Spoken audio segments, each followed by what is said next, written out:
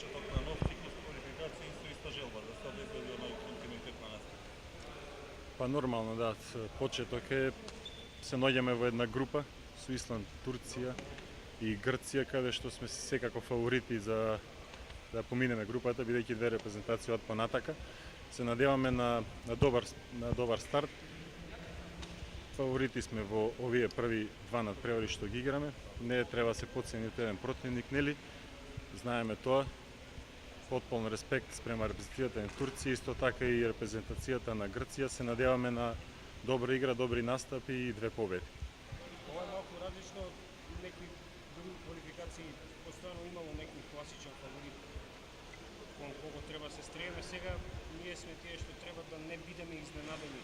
Малку е понеков односот, репрезентациите се од понизок ранг, условно кажеме. Па да, точно така, меѓутоа не сме. Точно така, значи не сме да се потцени никој, пак ќе повторам. Значи шансите се поголеми за пасма за разлика од претходни некои квалификации. Меѓутоа секој надпревар треба да се одигра добро пред се, не е битна само победата, нели?